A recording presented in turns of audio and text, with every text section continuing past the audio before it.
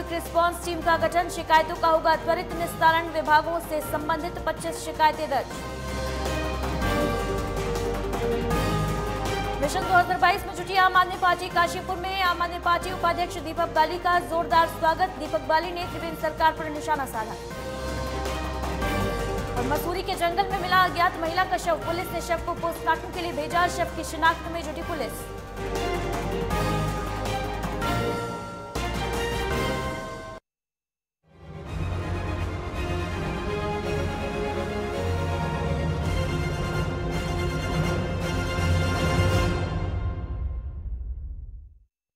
नमस्कार, स्वागत है उत्तराखंड लाइव में। रुक करते हैं खबरों की तरफ। मौसम विभाग की चेतावनी के बाद टिहरी जिले के ऊपरी हिस्से में भारी बर्फबारी हुई।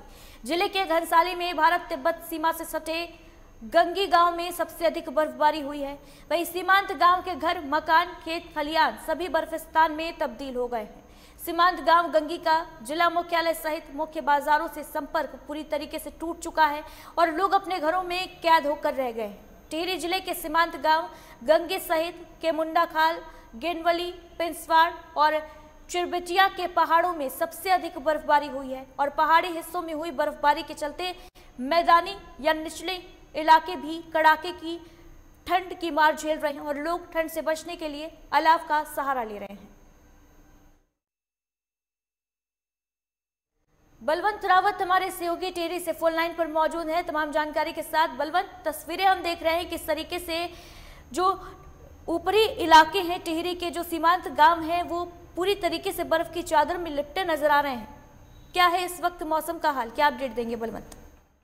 बिल्कुल अतिथि, मैं बताना चाहूंगा जिस तरह से यहाँ पे 1-2 दिन पहले यहाँ पे जब मौसम यहाँ पे जबरदस्त बारिश हुई थी, जिसके बाद अब यहाँ पर जो टिहरी का सीमांत क्षेत्र गंगी क्षेत्र है, जो सीमांत यहाँ पे घनसाली ब्लॉक में यहाँ पे सीमांत क्षेत्र गंगी आता है, यहाँ पर जो बर्फबारी है, बहुत यहाँ पर बर्फबारी पड़ी हुई है, जिससे यहाँ पर जो जनजीवन पूरी तरह से अस्त व्यस्त हो गया है। लोग यहाँ पे अलाव का सहारा ले रहे हैं। कुल मिला के देखा जाए तो यहाँ पर ठंड भी यहाँ पे बहुत मात्रा में बढ़ी है। हालांकि आज यहाँ पर जिले में मौसम साफ है, सुबह आज यहाँ पे धूप खिली है, लेकिन उसके बाद भी अब यहाँ पर जो ये गंगी क्षेत्र है, यहाँ पर जो बर्फ पड़ी हुई से यहाँ पर लोगों को जीना है उसमें दूभर हो गया है। जी दीदी, तमाम जानकारी के लिए बहुत बहुत शुक्रिया आपका बलवंत।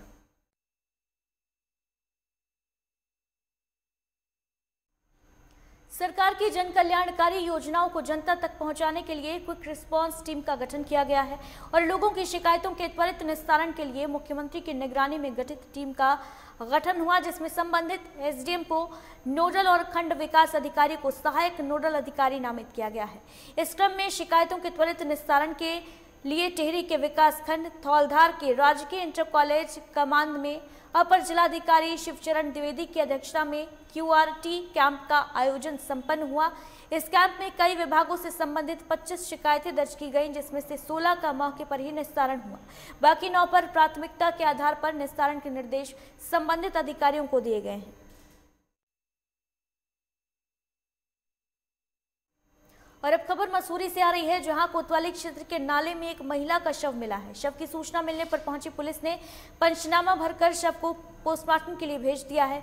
बताते चलें कि मसूरी कोतवाली पर 112 कंट्रोल रूम द्वारा सूचना मिली कि बांसवाला गांव के ऊपर कंडियाना छोटी भिड़तली गांव के पास जंगल में बरसाती नाले में कोई शव पड़ा है और सूचना पर थाना मसूरी से प्रभारी निरीक्षक पुलिस बल के साथ मौके पर पहुंचे, जहां पुलिस को नाले में जंगल में एक अज्ञात महिला का शव मिला। शव लगभग 15 से 20 दिन पुराना बताया जा रहा है और अभी तक महिला के शव की शिनाख्त नहीं हो पाई है।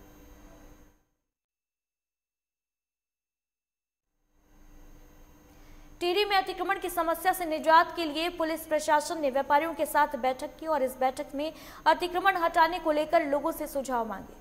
बैठक में फैसला किया गया कि चंबा में 2 चरणों में अतिक्रमण हटाया जाएगा। एसडीएम फिंचाराम चौहान ने कहा कि चंबा में सभी व्यापारी अपने सामान को दुकान से बाहर न रखें। उन्होंने कहा कि अतिक्रमण की समस्या को देखते हुए अगले हफ्ते से 2 चरणों में अतिक्रमण अभियान चलाया जाएगा, जिसमें पहले चरण में कच्चा अतिक्रमण और दूसरे चरण में पक्का अतिक्रमण ढाया जाएगा।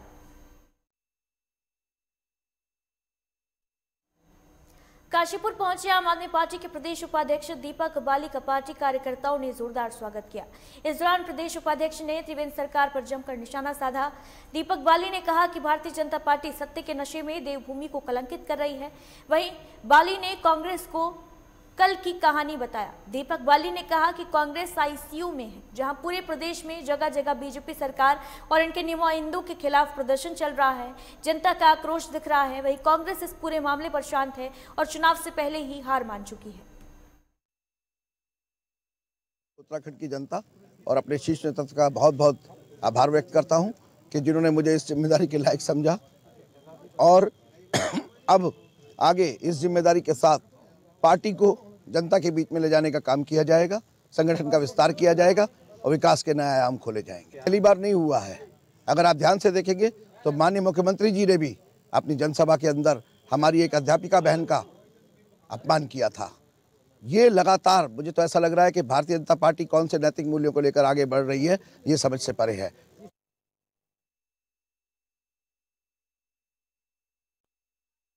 सहयोगी काशीपुर से फोन लाइन पर मौजूद है तमाम जानकारी के साथ। आरिफ, आम आदमी पार्टी के उपाध्यक्ष दीपक बाली ने सरकार पर जमकर निशाने साधे, क्या कुछ जानकारी देंगे? जी आदित्य, आपको बता दूं जिस तरीके से आप नेता उपाध्यक्ष दीपक बाली काशीपुर में उनका जोरदार स्वागत हुआ, उसके बाद उन्होंने बीजेपी पर निशाना साधते हुए कहा है कि बीजेपी के प्रदेश अध्यक्ष शशिधर भगत ने जिस तरीके से एक महिलाओं के सम्मान में अशोभनीय शब्द किए हैं, उससे उन्होंने कड़ी निंदा की है और उन्होंने कहा है कि भाजपा का चेहरा जनता के सामने आ चुका है और भाजपा की उल्टी गिनती शुरू हो गई है और इसको लेकर भाजपा मुंह की खा रही है और 2022 में जनता भाजपा को इसका मुंहतोड़ जवाब देगी और आम आदमी पार्टी का सीधी टक्कर भाजपा से है। जी आदित्य, तमाम जानकारी के लिए बहुत बहुत शुक्रिया आपका आरिफ।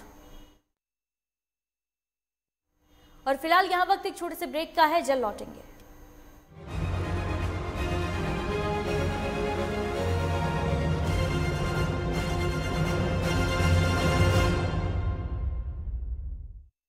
अरे भैया, तुम्हें कब से क्या? लोग ऐसी गंभीर समस्या को हंसी मजाक में उड़ाते। खास जड़ी बूटियों से बना पेट सफा आयुर्वेदिक चूर्ण आज ही ले आए। पेट सफा पहली रात से ही असर दिखाता है और इसकी आदत भी नहीं पड़ती।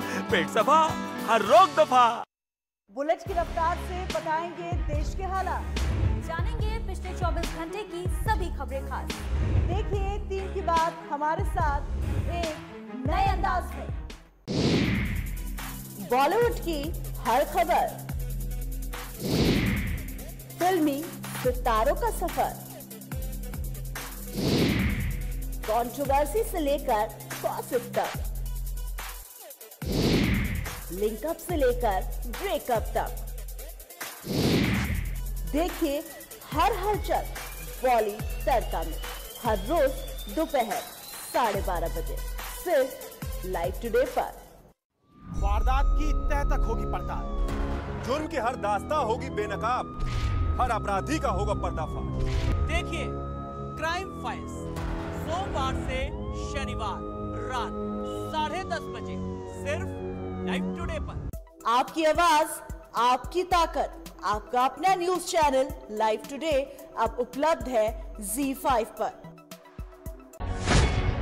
कानूनी दांवपेच में उलझी जिंदगी, इंसाफ की आस में लंबा इंतजार, अदालतों पर बढ़ता बोझ, बदलते कानून का क्या है सरोकार। लीगल एक्सपर्ट से जानेंगे उपाय।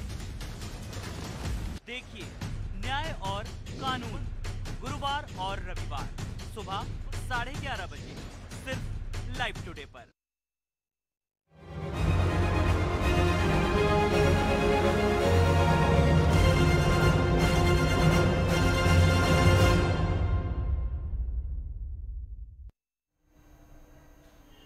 ब्रेक के बाद स्वागत है आपका। उत्तराखंड में कोरोना संक्रमित मामलों के साथ मरीजों की मौत के मामलों में भी कमी आई है।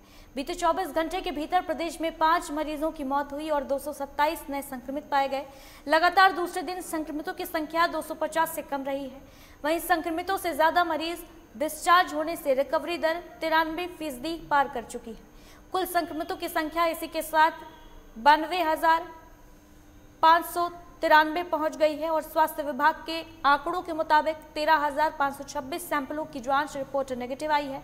प्रदेश में 1,449 मरीजों की मौत हो चुकी है, वहीं 380 मरीजों को डिस्चार्ज किया गया। इन्हें मिलाकर 86,298 मरीज ठीक हो चुके हैं और 3,515 एक्टिव केसेस का उपचार जारी है।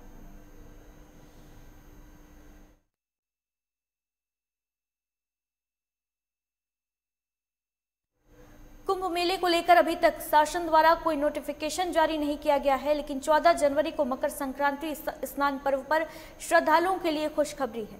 श्रद्धालु हरिद्वार में मां गंगा में आस्था की डुबकी लगाने आ सकते हैं। वहीं अब श्रद्धालुओं को पोर्टल पर रजिस्ट्रेशन कराने की कोई आवश्यकता नहीं होगी।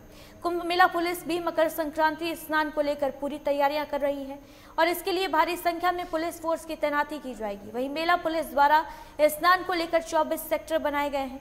श्रद्धालुओं के हरिद्वार आने की वजह से ट्रैफिक को देखते हुए मेला पुलिस द्वारा टीम बनाकर निरीक्षण किया जाएगा, जिससे आम जनता को इस स्थिति का सामना न करना पड़े।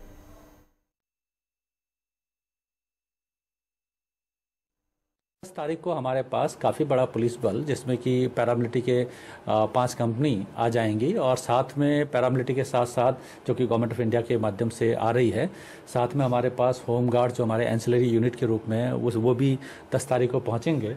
और हम लोग जो 14 तारीख का स्नान है, मकर संक्रांति है, यद्यपि ये क्योंकि कुंभ के नोटिफिकेशन अभी के अंतर्गत नहीं आ रहा है, लेकिन 14 तारीख को कुंभ मेला पुलिस में एक प्रैक्टिस की क्योंकि आवश्यकता है, पहले से अनुभव लेने की आवश्यकता है और कई ऐसे हमारे पुलिसकर्मी है जिनको पूर्व में। मौसम विभाग के ऑरेंज अलर्ट का असर सीमांत के ऊपरी और निचले इलाकों में खूब हुआ है। वहीं अब क्षेत्र में मौसम खुल गया है। पहाड़ों में बर्फबारी के बाद खिली धूप देखने के लिए पर्यटकों की भीड़ औली में जुटी है। श्वेत धवल चोटियां बर्फ से चमक रही हैं और हिमाच्छादित पर्वत श्रृंखलाओं को ढलते सूरज की किरणों से इनकी सुंदरता और बढ़ गई है। बद्रीनाथ सहित तमाम उच्च हिमालयी क्षेत्र बर्फबारी के बाद बर्फ से लकदक हो गए हैं और बद्रीपुरी में पिछले 24 घंटे से जमकर हिमपात हुआ है। तो वहीं हिम क्रीड़ा स्थली औली में भी जमकर बर्फबारी हुई। औली बुग्याल गोरसो कुमारी बुग्याल में बर्फ की सफेद चादर बिछ चुकी है।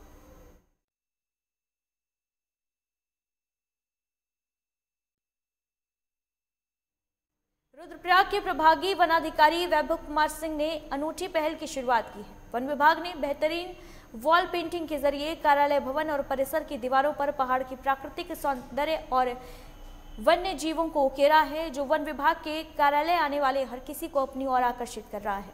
वॉल पेंटिंग के जरिए बॉस, बुरांश, चीड़, देवदार के जंगल बनाए गए हैं। तो वहीं यहाँ के प्रसिद्ध जानवर गुलदार, हिमतेंदुआ, हिमालय थार, भालू, काकड़ के साथ ही मोनाल, कौवा, कटफोड़वा, गौरैया आदि पक्षियों के चित्र मनमोहित कर रहे हैं। हम आसपास अपने आसपास जो भी वन्य जीवन देखते हैं, हम देखते हैं कि लोगों को मतलब कितना अवेयर होना चाहिए अपने आसपास की चीज़ों को लेके। हम उत्तराखंड में हैं, यहाँ पे कितने पहाड़ी वन्य जीव है, तो हमने उन सभी चीज़ों को यहाँ पे दीवार पे दिखाया। उनको मतलब एक तरह से कुछ ना कुछ बिहेवियर होता है हर किसी जानवर का, जो हम नेगलेक्ट कर देते हैं। हमें लगना चाहिए कि हाँ, कि हमें उनसे डरना नहीं चाहिए, हमें उनको बचाना चाहिए, उनको संरक्षक की ज़रूरत है। वही हम अपनी वॉल पेंटिंग में दिखाने की कोशिश कर रहे हैं। देखिए, ये हमारा एक उद्देश्य था कि जो भी आगंतुक, जो भी पब्लिक मेंबर्स हमारे प्रभागीय कार्यालय में आ रहे हैं, तो प्रभागीय कार्यालय में जो उनकी विज़िट है उसको और सार्थक बनाया जाए और जब वो इस कार्यालय में आए तो यहाँ से वन और वन्य जीवों के प्रति संवेदनशील होके और उनको जो है जागरूकता वन्य प्राणियों के प्रति बढ़े। तो उस उद्देश्य से हमने निर्णय लिया कि प्रभागीय कार्यालय को वॉल पेंटिंग के माध्यम से इस प्रभाग में पाए जाने वाले विभिन्न जीव जंतुओं को उतारा जाए और इसी उद्देश्य से ये पूरी जो है मुहिम चलाई गई है। सर, ये जो वॉल पेंटिंग प्रोजेक्ट है, इसका जो मुख्य उद्देश्य है वो जो रुद्रप्रयाग डिस्ट्रिक्ट के हमारे वन्य जीव है, जितने भी यहाँ पे वनस्पति हैं या जो यहाँ की प्राकृतिक सौंदर्यता है, उसको उकेरना हमारा प्रमुख उद्देश्य है, ताकि विश्व भर से जितने भी लोग यहाँ पे आएँ वो जान सकें कि हमारे राज्य में या हमारे ज़िले में क्या क्या मुख्य आकर्षण की चीज़ें हैं, तो उनको हम यहाँ पे कर रहे हैं।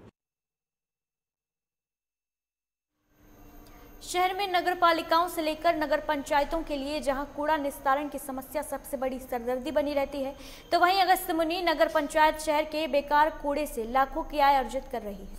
दरअसल रुद्रप्रयाग जिले के अगस्त्यमुनि नगर पंचायत कूड़ा निस्तारण के बेहतर प्रबंधन से लाखों रुपए की आय अर्जित कर रहा है और यहां पंचायत द्वारा पर्यावरण मित्रों के सहयोग से शहर भर के कूड़े को डोर टू डोर एकत्रित कर नगर पंचायत कार्यालय परिसर में लाया जाता है, जहां कूड़े की छंटनी कर अजैविक कूड़े को रिसाइकिल के लिए भेजा जाता है।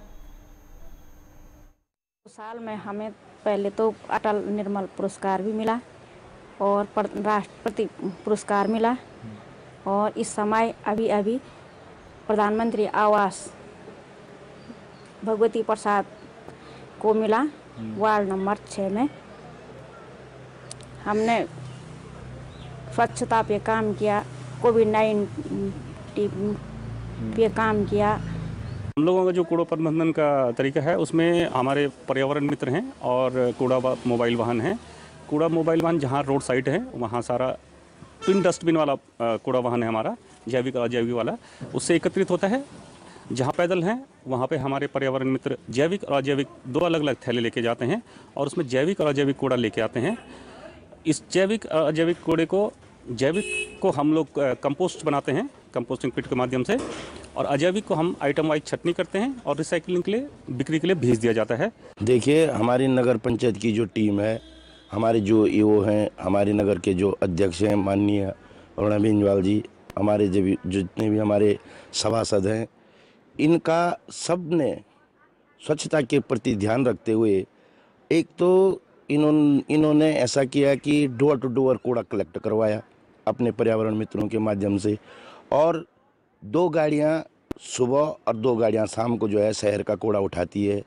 जो डोर टू डोर से जो कूड़ा आता है और जो गाड़ियों का कूड़ा आता है वो हमारे शेल्टर के अंदर उसको पलटी किया जाता है। वहाँ पर हमारे पर्यावरण मित्र नगर पंचायत के वो जो है उसको छटनी करते हैं, 16 प्रकार से वो कूड़ा छटता है। उसके बाद जो पेयर प्लास्टिक का कूड़ा है उसको एक नेप्रा ग्रुप है, उसका सीमेंट प्लांट है राजस्थान में, तो वो प्लास्टिक का पूरा कचरा फ्री ऑफ कॉस्ट हम उनको देते हैं। उधम सिंह नगर के थाना कुंडा पुलिस ने कोविड-19 के नियमों का उल्लंघन करने वालों के खिलाफ Covid manual act police act के तहत कार्रवाई की। इस दौरान पुलिस ने मास्क भी वितरण किए। वहीं कोविड-19 नियमों की धज्जियां उड़ाने वालों के खिलाफ कार्रवाई करते हुए 25 लाख से अधिक राजस्व की वसूली कर एक मिसाल पेश की है। बताते चले कि कोविड-19 का पालन कराने के लिए कुंडा पुलिस ने कमर कस ली है और ऐसे में सड़क पर जा रहे वाहनों की चेकिंग करते हुए मास्क न पहनने वालों के चालान काटते हुए कुंडा पुलिस नजर आई। डिस्टेंसिंग और बिना मास्क में जो है लगातार चालान किए जा रहे हैं और अभी तक हमारे द्वारा 6600 चालान लगभग जो कोविड में किए गए हैं, जिसमें ही जो मोटर वाहन अधिनियम में हमारे द्वारा चालान किए गए हैं ये 3500 लगभग जो चालान किए गए हैं, जिसमें अटक लगभग 24 से 25 लाख के बीच की धनराशि इस कोविड के दौरान हमारे द्वारा वसूली गई है।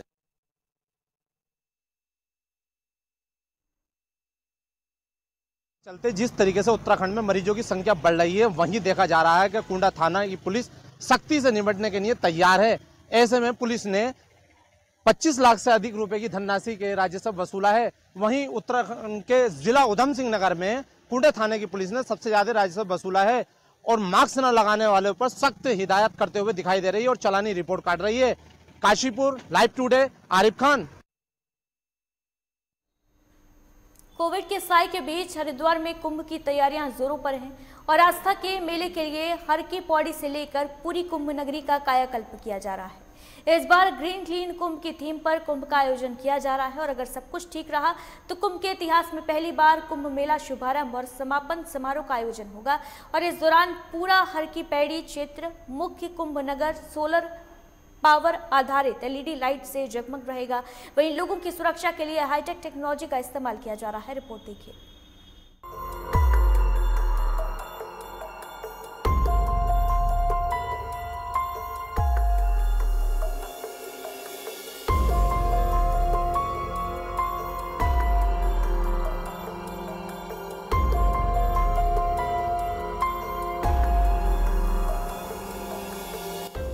साल 2021 में कोरोना वायरस संकट के बीच हरिद्वार का कुंभ मेला 14 जनवरी से शुरू होने जा रहा है, जो 48 दिनों तक चलेगा और इस साल का पहला बड़ा धार्मिक आयोजन होगा। इतने बड़े आयोजन में सुरक्षा व्यवस्था को लेकर पुलिस कोई कसर नहीं छोड़ना चाहती। कुंभ मेले की तैयारियां अंतिम चरण में है, जिसके लिए सुरक्षा के पुख्ता इंतजाम किए गए हैं। कुंभ के दौरान जहां संक्रमण से बचने को लेकर बड़े पैमाने पर तैयारियां की गई हैं, तो वहीं मेले में सुरक्षा व्यवस्था को लेकर भी भारी इंतजाम किए गए हैं। इसके साथ ही फेक न्यूज और असामाजिक गतिविधियों की एंट्री बड़े आयोजनों को लेकर सबसे बड़ी चिंता का विषय होते हैं। सोशल मीडिया प्लेटफॉर्म के जरिए फर्जी खबरों पर नजर रखने और मेले में किसी भी तरह की असामाजिक गतिविधि को रोकने के लिए कुंभ मेला पुलिस एक सोशल मीडिया मॉनिटरिंग सेल बनाने जा रही है। इसके अलावा खुफिया विभाग मेले में बांग्लादेश से आए रोहिंग्याओं और अवैध प्रवासियों की भी जांच करेगा। वहीं कुंभ मेला 2021 के सफल आयोजन में सुरक्षा के दृष्टिगत कोई कमी न रह जाए और धर्म नगरी हरिद्वार आने वाले साधु संतों और श्रद्धालुओं के साथ स्थानीय जनता को उचित सुरक्षा प्रदान करने के लिए कुंभ पुलिस इस बार हाईटेक टेक्नोलॉजी अपनाने जा रही है, जिससे आसमान से लेकर जमीन तक कुंभ पुलिस मेला क्षेत्र में घूम रहे असामाजिक तत्वों पर नजर रख सकेगी। वहीं पुलिस द्वारा कुंभ मेला क्षेत्र में सीसीटीवी कैमरे के अपग्रेड के साथ नए कैमरे भी लगाए जा रहे हैं और करीब 1200 प्राइवेट सीसीटीवी कैमरों को चयनित किया जा रहा है, जिससे आवश्यकता पड़ने पर सभी का उपयोग किया जा सके। कुंभ मेले में हाईटेक टेक्नोलॉजी के इस्तेमाल पर आईजी कुंभ संजय गुंजियाल का कहना है कि कुंभ मेले के दौरान सुरक्षा व्यवस्था एक चुनौती है, जिससे निपटने के लिए हाईटेक टेक्नोलॉजी का इस्तेमाल किया जा रहा है। देखिए, सुरक्षा के लिहाज से और सर्विलांस के लिहाज से सीसीटीवी काफ़ी इम्पोर्टेंट रोल प्ले करता है और इसी कारण हम लोग पुलिस की तरफ से भी सीसीटीवी कैमरे लगते रहे हैं और वर्तमान में भी चल रहे हैं। इनका अपग्रेडेशन का कार्य गतिमान है। साथ में जितने भी प्राइवेट इंस्टीट्यूट है, चाहे वो होटल धर्मशाला हो या कोई फैक्ट्री हो या फिर अलग अलग संस्थान जैसे बैंक्स वगैरह, वहाँ पर भी सीसीटीवी कैमरे रहते हैं। लेकिन हम लोग सारे प्राइवेट जितने भी कैमरे हैं उन सब के डिटेल्स को इकट्ठा कर रहे हैं। हरिद्वार में हर 12 सालों बाद कुंभ और 6 सालों बाद अर्ध कुंभ लगता है, लेकिन ग्रहों की चाल को देखते हुए इस बार हरिद्वार के कुंभ का आयोजन 11 वर्ष में होने जा रहा है। इस बार हरिद्वार कुंभ का आयोजन ग्रीन क्लीन कुंभ की थीम पर आधारित होगा, यानी पर्यावरण की रक्षा और गंगा की शुद्धता पर पूरा जोर रहेगा। इस बार कुंभ मेले की परंपरा और संस्कृति का भी पूरा ध्यान रखा जाएगा। हरिद्वार से संजय पुनीर की रिपोर्ट, लाइव टुडे। और इन्हीं खबरों के साथ बुलेटिन में बस इतना ही। दीजिए इजाजत, नमस्कार।